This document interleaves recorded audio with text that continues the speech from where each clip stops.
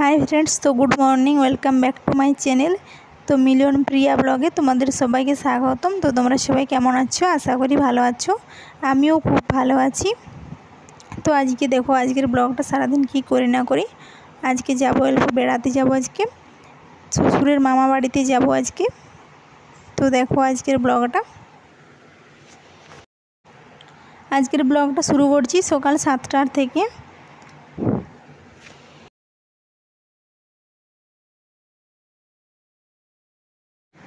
এখন brush trash করে fresh হয়ে গেছি। তো এরপর চাও বসিয়ে দিয়েছি। এখন প্রথমে ভেবেছিলাম সকালবেলাতে যাব, তারপরে এখন ভাবছি বিকালবেলাতে যাব। এখন চা বানানো হয়ে গেছে।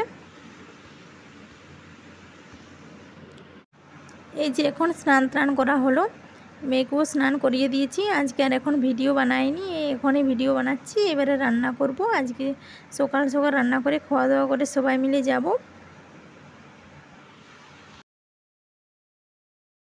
সবজি কাটাকাটি করার পরে রান্না বসিয়েও দিয়েছি। এখন শাড়ি আর কিছু গয়না বের করিয়েছি। এই তোড়াগুলো আমার মেয়ের বটে, এই ছোট ছোট তোড়াগুলো, আর ব্লাউজ বের করেছি। এইগুলোই পরে যাব আজকে শ্বশুরের মামা বাড়িতে।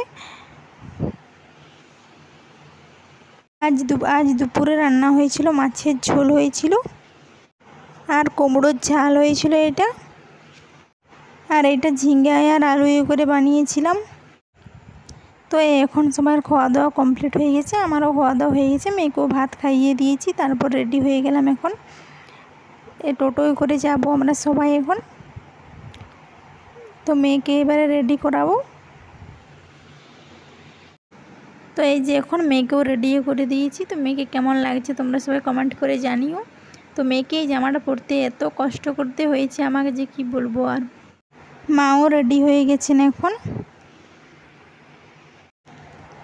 এই যে এখন রাস্তায় বেরিয়েও পড়েছি। এখন একটা নদী আছে, সেই নদীর মধ্যে এখন আছি। আমি এই প্রথমবার যাচ্ছি, তার জন্য এই নদীটার নাম জানিনি, এটা কী নদীর নাম। মেয়ে থামস আপ খাবো বলছিল, তার জন্য দাদু ওকে থামস আপ এনে দিয়েছে। তো এখন সেইটাই এখন খাচ্ছে, সেটা আর একটা বোতলে ঢালছে।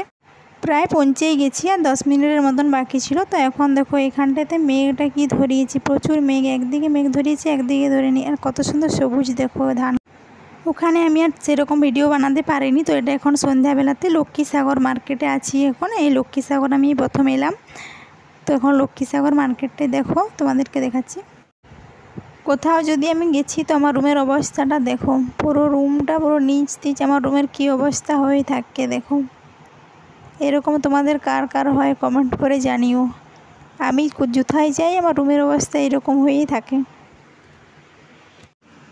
আজকে এত গরম দিচ্ছিল, প্রচুর গরম দিচ্ছিল আজকে। তো আজকের ভিডিওটা আমি এইখানে শেষ করছি। ভিডিওটা তোমাদের কেমন লাগলো জানিও।